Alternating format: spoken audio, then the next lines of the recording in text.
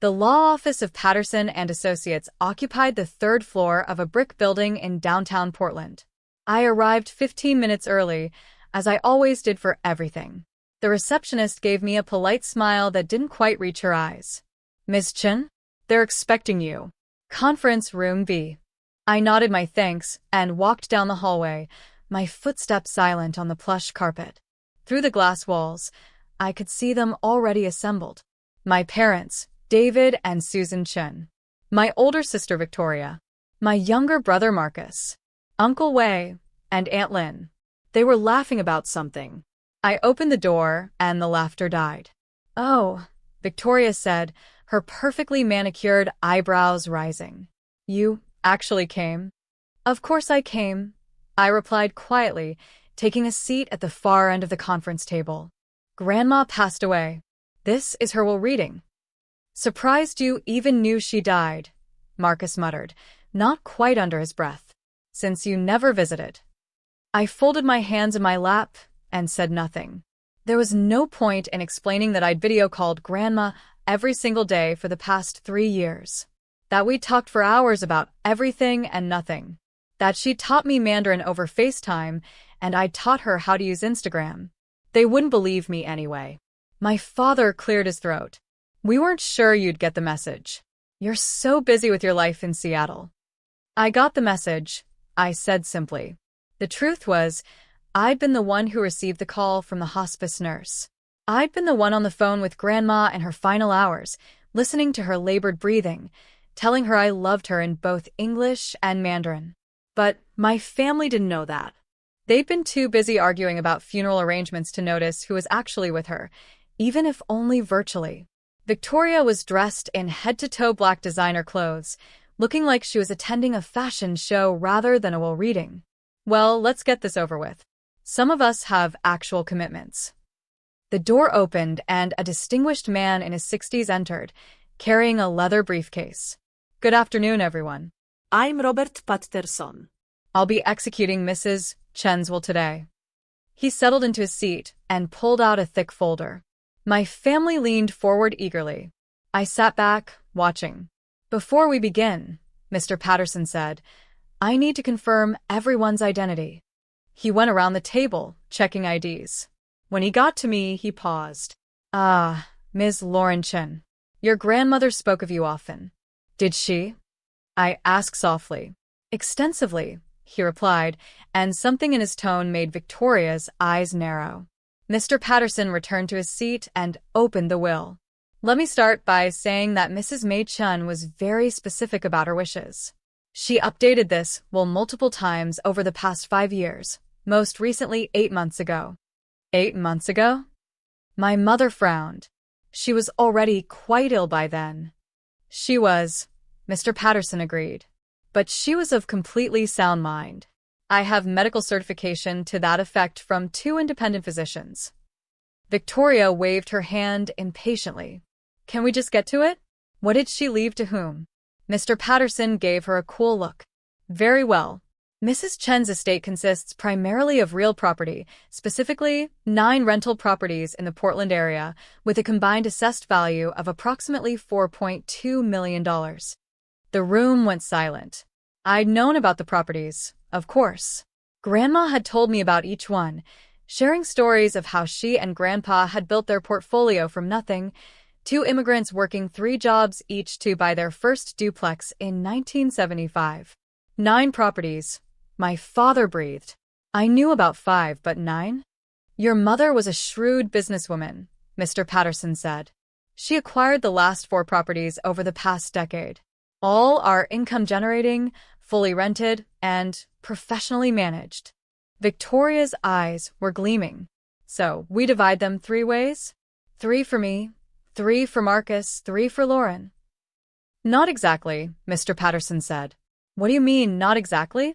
Victoria's voice rose. "We're her grandchildren. That's how inheritance works." Mr. Patterson adjusted his glasses. "Mrs. Chen left very specific instructions. She wanted me to read you a letter first." He pulled out an envelope. "This is in her own handwriting. Just tell us who gets what," Marcus said impatiently. "The letter is part of the will," Mr. Patterson said firmly. Mrs. Chun insisted it be read aloud, in full, before any distribution is discussed. He opened the envelope and began to read. My dear family, if you're hearing this, I am gone. I hope you gave me a good funeral. I hope you said kind things about me. I hope you remembered that I loved you all, even when you made it difficult. I have thought long and hard about what to do with the properties your grandfather and I built. These 9 buildings represent 50 years of work. 50 years of sacrifice. Of saving every penny. Of fixing broken toilets at midnight and dealing with difficult tenants and learning a business in a language we barely spoke. I have watched each of you carefully over the past 5 years. I have seen who you are when you think no one is watching. I have seen what you value and who you value it for. Victoria, you visited me twice in the past 3 years. Both times you asked about the properties. Asked when I was going to downsize and simplify my estate. You never asked how I was feeling. You never asked about my life. Marcus, you called me every few months. Always with the same question. Did I need help managing my assets? You offered many times to take over the properties, to relieve me of the burden. You never asked about my book club or my garden or my friends. David and Susan, you are good children to me. But you raised Victoria and Marcus to see me as a bank. Every conversation became about money, about property, about what I would leave behind instead of what I was living now. And then there is Lauren. Lauren, who moved to Seattle 7 years ago and broke my heart a little. Lauren, who everyone said abandoned the family. Lauren, who stopped coming to dinners because Victoria made her cry and Marcus made her feel small. But Lauren, who called me every single day. Who learned Mandarin so we could talk in my first language when I was tired. Who sent me pictures of her life and asked about mine. Who remembered every story I told and asked to hear them again. Who loved me, not what I had. So, I made a choice. Mr. Patterson paused, and I could feel every eye in the room on me. My heart was pounding. What choice? Victoria demanded. What did she do? Mr. Patterson continued reading. In 2019, I transferred all 9 properties into an irrevocable trust. The sole beneficiary of that trust is Lauren May Chin, my youngest grandchild, and the only one who saw me as a person instead of a portfolio. To Victoria and Marcus, I leave my jewelry and my furniture. These items have sentimental value and should sell for approximately $30,000 combined. Use this money however you wish. To my son David and his wife Susan, I leave my blessing and my love. You will understand why I made this choice, even if it hurts. To Lauren, I leave everything else. The properties. The rental income. The future. I am not being cruel. I am being honest. You reap what you sow, and I watched for 5 years what each of you planted. Love, Grandma. The silence that followed was deafening. Then Victoria exploded. That's bullshit. She slammed her hand on the table. She was senile. This isn't legal. She pointed at me with a shaking finger. You manipulated her. You poisoned her against us. Miss Chun, Mr. Patterson said calmly, your grandmother was examined by 2 independent physicians before executing these transfers. Both certified her mental competency. The transfers are legal, binding, and irrevocable. I don't believe this, Marcus said, his face pale. 9 properties? All of them? To her? Yes, Mr. Patterson confirmed. He pulled out another folder. Here are the trust documents, filed with the county recorder in June 2019. All 9 properties legally transferred to the Lauren M. Chun Irrevocable Trust. He laid them out one by one. Each deed, each transfer document, each notarized signature. The Hawthorne Avenue duplex. The Division Street fourplex. The Belmont Commercial Building. The Alberta Street Apartments. The Woodstock Family Home. The Selwood Rental House. The Morrison Triplex. The Foster Powell Corner lot with 2 houses. The Jade District Mixed-Use Building. All 9. All mine. My mother was crying silently. My father looked like he'd aged 10 years. Uncle Wei and Aunt Lynn sat frozen in shock. But Victoria was just getting started. This is what you get, she hissed at me, her face twisted with rage. This is what you deserve for cutting us off, for abandoning your family, for moving away and acting like you're too good for us. I didn't abandon anyone, I said quietly. You left, Victoria screamed. You moved to Seattle and stopped coming to family dinners and made Grandma think we didn't care about her. I stopped coming to family dinners because you bullied me at every single one, I said, my voice still calm but harder now. Because Marcus criticized every choice I made. Because you all made it clear I didn't fit your vision of what a Chin should be. That's not true, my mother protested weakly. Isn't it? I looked at her directly. Mom, when was the last time you asked about my job without suggesting I should quit and work for Dad's company instead? When did you ask about my life without comparing it to Victoria's? She had no answer. And I didn't make Grandma think anything, I continued. I called her every single day. FaceTime, every morning at 8 a.m. before work. We talked for an hour, sometimes two, about everything. Her stories from China, her life in America, her friends, her concerns, her joys. Everything. That's a lie, Marcus said flatly. I pulled out my phone and opened my call history. Would you like to see? 1,095 consecutive days of FaceTime calls. That's 3 years, Marcus. 3 years of daily calls. Never missed once. I turned the screen toward them. The evidence was irrefutable. Call after call after call, each one lasting 60 to 120 minutes. You could have faked that, Victoria said desperately. Why would I? I asked. Why would I fake calling someone I loved? The better question is, why didn't you actually call her? Victoria's face went red. I was busy. I have a career, a life. So do I interrupted. I have a career, a demanding one. But I made time, every single day, because she mattered more than being busy. Mr. Patterson cleared his throat. There's more.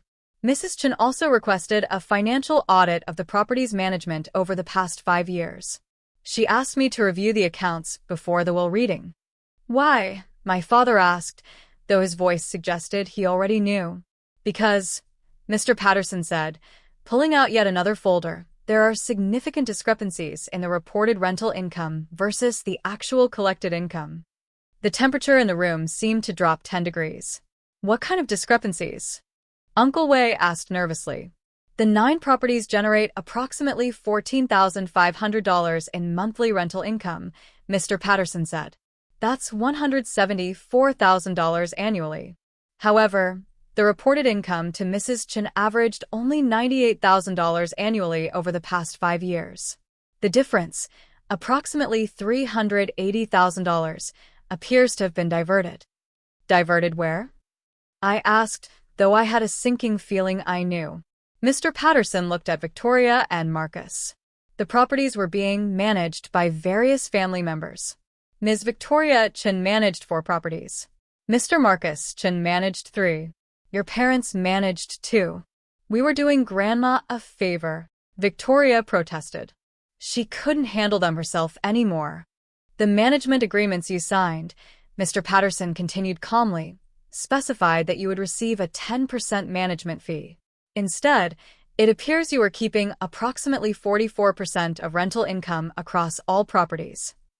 My father had gone gray. That's not possible. We would never. I have bank records, Mr. Patterson interrupted gently but firmly. Rent checks deposited to personal accounts. Cash payments never reported. Tenants paying one amount while Mrs. Chen's statements showed another. It's all documented.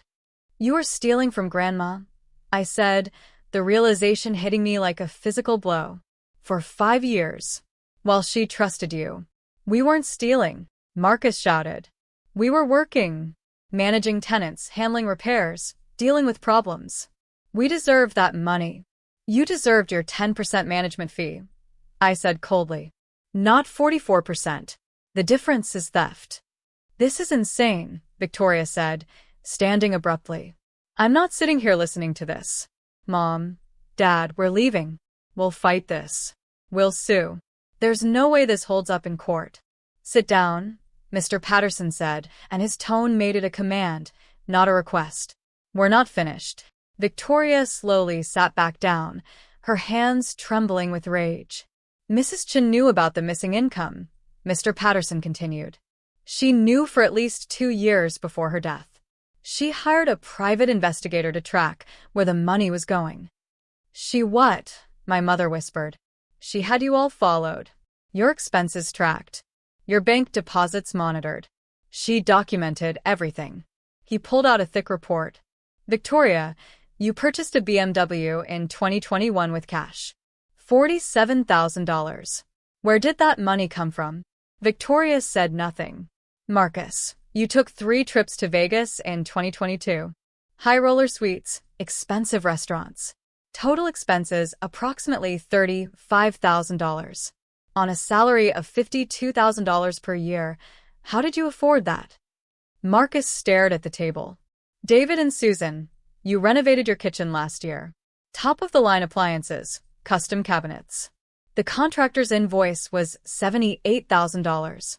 You told your friends you'd been saving for years, but your bank records show no such savings. Instead, they show regular cash deposits that match the missing rental income from the 2 properties you managed. My mother was openly crying now. My father looked like he might be sick. Grandma knew, I said softly, understanding washing over me. She knew everything, and she was gathering evidence. For what purpose? Uncle Wei asked quietly. Mr. Patterson looked at me. Mrs. Chen left instructions. She said if the family accepted the will gracefully, we would say nothing about the financial irregularities. But if anyone contested the will or made accusations against Lauren, I was to turn all evidence over to the authorities and recommend criminal prosecution for embezzlement. The room went dead silent. You're blackmailing us, Victoria said, her voice shaking. No, I said. Grandma is protecting me. From beyond the grave. Mr. Patterson nodded. Mrs. Chen was very clear. She said her family had a choice. Accept the will with grace, or face the consequences of their actions. There is no third option. This isn't fair, Marcus said weakly. Fair? I repeated, my voice finally showing anger. You stole from an elderly woman for 5 years. You treated her like a bank account. You ignored her until you wanted something. And you have the audacity to talk about fair? We're still family, my mother pleaded. Lauren, please. Don't let it end like this. I didn't end anything, I said, standing up. You all did. Years ago. When you made it clear I didn't matter unless I conformed. When you criticized every choice I made. When you made family gatherings so toxic, I had to leave for my own mental health. We didn't mean, she started. Yes, you did, I interrupted. You meant every word. Every comparison to Victoria. Every suggestion that my job wasn't good enough, my life wasn't impressive enough, my choices weren't acceptable enough. You meant all of it. I turned to Mr. Patterson. What do I need to sign? He slid several documents across the table. These transfer the trust properties into your direct control.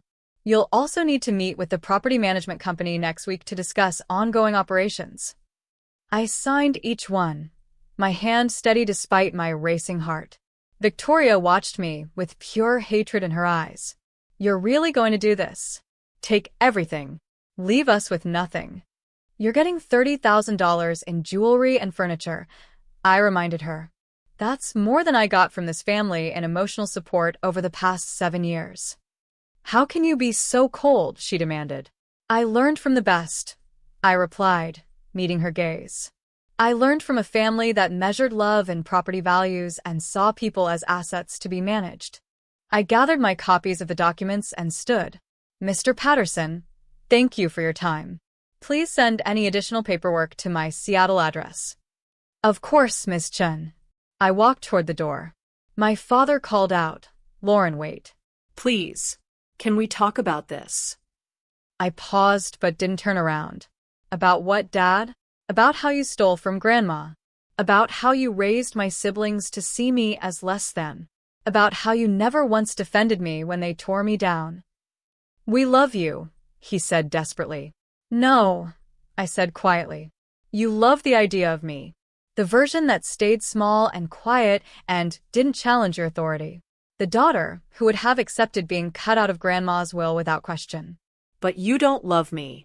You never bothered to know me well enough to love me. I opened the door and walked out.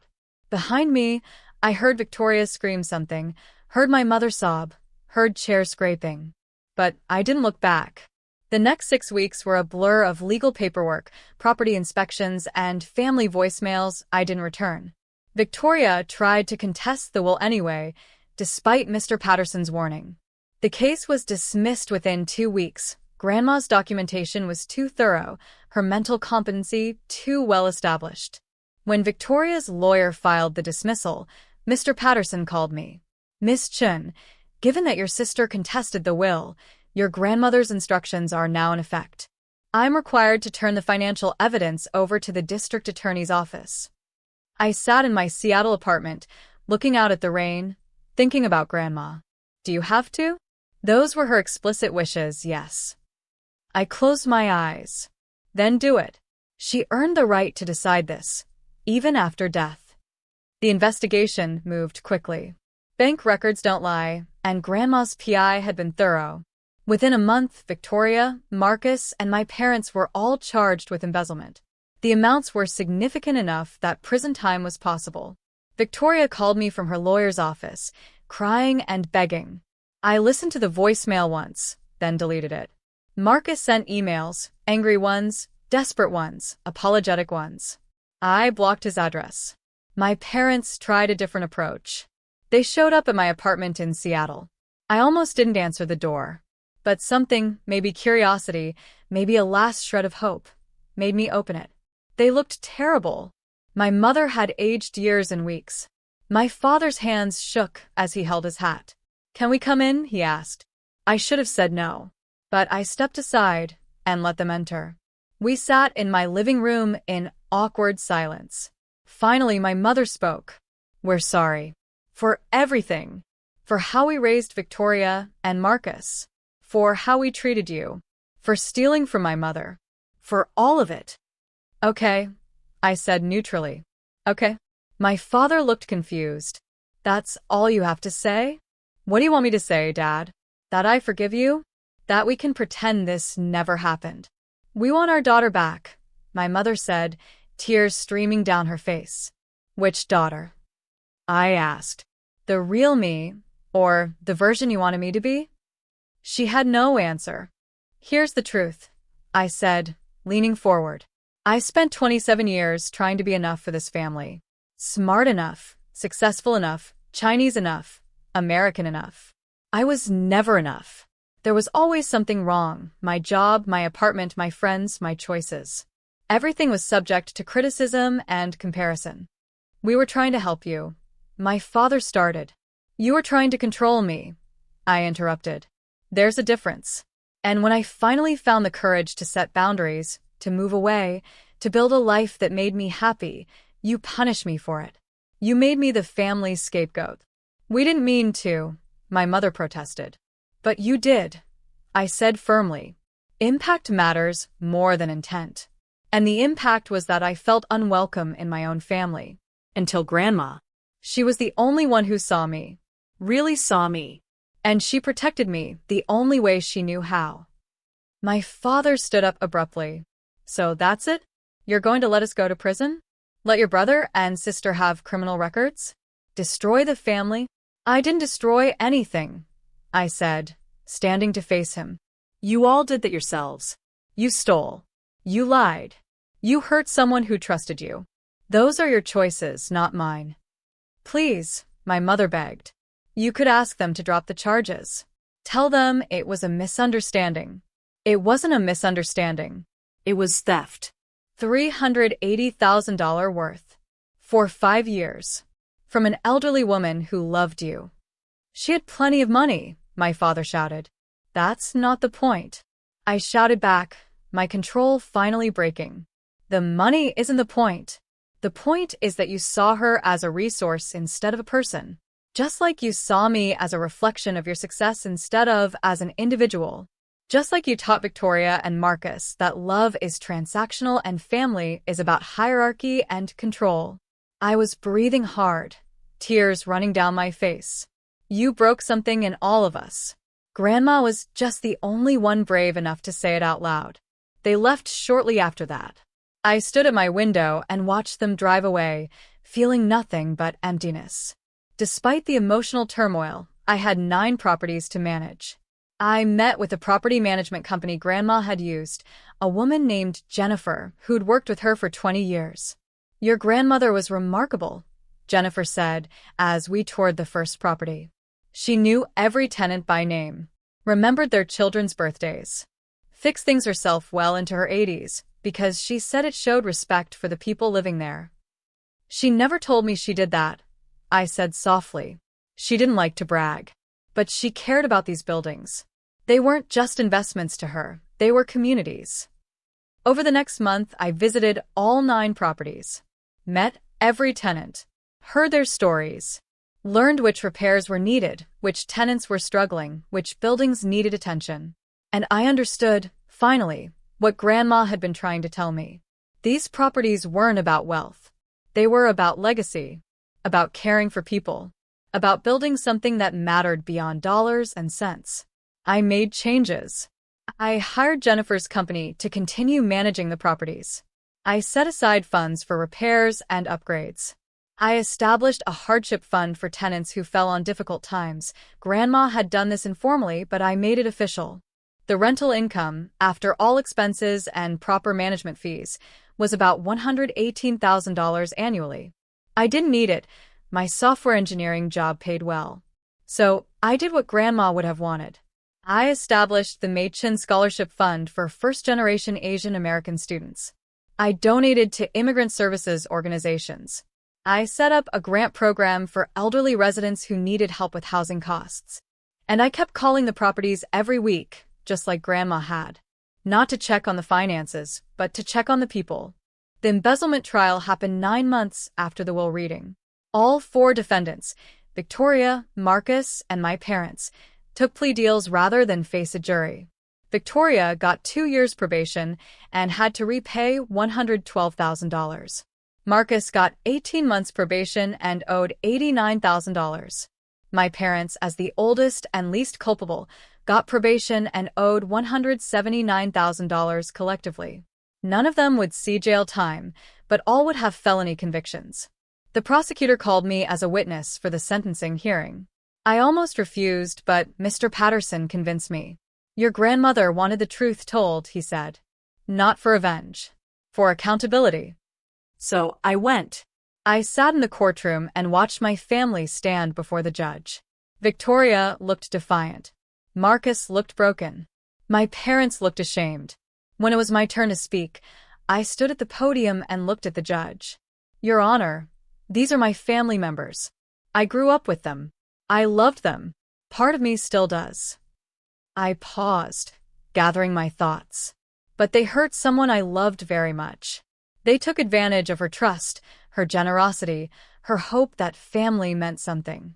They stole from her while telling her they loved her. That's not a mistake. That's not a misunderstanding. That's a betrayal. I looked at my parents. My grandmother, Mei-Chin, came to this country with nothing. She and my grandfather built something through sacrifice and hard work. She wanted to pass that on to family who would honor what it meant. Instead, you taught your children to see it as something they were entitled to. That's not fair, my mother said, but the judge told her to be quiet. My grandmother protected me, I continued, because she knew I needed protecting. Not from strangers, but from my own family. Think about what that means. Think about what kind of family makes an elderly woman feel she has to protect one grandchild from the others. I turned back to the judge. I don't know what the appropriate punishment is, Your Honor. I just know that actions should have consequences. My grandmother believed that. She lived that. And she died knowing that the people she trusted most had stolen from her. I sat down. The judge was silent for a moment, then announced the sentences. Fair but firm. Afterward, in the hallway, my father approached me. Are you happy now? You've destroyed us. No, Dad, I said tiredly. I'm not happy. And I didn't destroy anything. You made choices. You're facing consequences. That's not destruction. That's accountability. We'll never forgive you for this, Victoria hissed as she walked past. I know, I said. I'm okay with that. And I was. For the first time in my life, I was genuinely okay with my family's disapproval. I stood in front of the Hawthorne Avenue duplex, the first property Grandma and Grandpa had bought in 1975. It was freshly painted, the garden meticulously maintained, the tenants happy. Jennifer stood beside me. Your grandmother would be proud. I hope so, I said. I know so. You've honored what she built. You've cared for her tenants. You've made these properties about people, not profit. My phone buzzed. A text from an unknown number. This is Marcus. I know you probably won't respond, but I wanted you to know I've been going to therapy, working through a lot of stuff about family, money, values. I'm not asking for anything. Just wanted you to know I'm trying to understand why I did what I did. Why we all did. Maybe someday we can talk. No pressure. I stared at the message for a long time. Then, I typed a response. I'm glad you're in therapy. I am too. Maybe someday we can talk. But not yet. I need more time. I sent it and put my phone away. Good news? Jennifer asked. Maybe, I said. Someday. Maybe. We walked through the property together, and I felt Grandma's presence in every corner. In the careful maintenance. In the respect for tenants. In the understanding that buildings are just structures. It's the people inside them that make them homes. That night, I sat in my Seattle apartment and wrote in the journal my therapist had recommended. Dear Grandma, it's been a year since the will reading. A year since everything changed. I'm managing your properties now. Taking care of the tenants. Honoring what you built. I understand now why you did what you did. You weren't being cruel. You were being honest. You were teaching all of us a lesson. Even though it hurt. Victoria and Marcus are rebuilding their lives. Mom and Dad are trying to make amends, though I'm not ready to let them yet. Maybe someday. But mostly I want to say thank you. For seeing me. For protecting me. For loving me enough to give me not just your properties, but your validation. For proving I wasn't crazy. That my feelings were valid. That I deserved to be treated with respect. You gave me more than real estate, Grandma. You gave me permission to set boundaries. To demand better. To know my worth. I miss you every day. But I feel you in these buildings. In the tenant smiles. In the knowledge that love isn't about control. It's about seeing someone clearly and loving them anyway. Thank you for seeing me clearly. Thank you for loving me anyway. Your granddaughter, Lauren. I closed the journal and looked out at the Seattle skyline. Somewhere in Portland, 9 buildings stood as monuments to an immigrant woman's dream. And now they were my responsibility, my legacy, my connection to a grandmother who'd loved me enough to protect me from my own family. The phone rang. Unknown number. I almost didn't answer. But something made me pick up. Hello. Lauren? It's Uncle Wei. I tensed. Hello. I know you probably don't want to hear from family, but I wanted you to know. Aunt Lynn and I have been talking about everything that happened, about how we all treated you. Okay, I said carefully. We were wrong. All of us. We let Victoria and Marcus set the tone. We let your parents criticize you without pushing back. We stood by while you were pushed out of the family. And we're sorry. I sat down slowly. Why are you telling me this? Because someone should. Because you deserved better. Because your grandmother was right about everything, and the rest of us were too proud to admit it. Tears pricked my eyes. Thank you for saying that. We'd like to see you sometime. If you're willing. No expectations. No pressure. Just dinner. Just talking. Just trying to do better. I thought about Grandma. About second chances. About the difference between people who make mistakes and people who refuse to acknowledge them. Maybe, I said. Let me think about it. That's all we can ask, Uncle Wei said. Take your time. We'll be here. After we hung up, I sat in the dark for a long time, thinking about family and forgiveness and the complicated space between them. Grandma had given me the tools to protect myself. But she'd also taught me, through 50 years of building community, that people could change. That grace had its place alongside accountability. Maybe someday I'd have dinner with Uncle Wei and Aunt Lin. Maybe someday Marcus and I would talk. Maybe someday my parents would understand what they'd done wrong. But today I had 9 properties to care for, tenants to support, a legacy to honor. Today that was enough.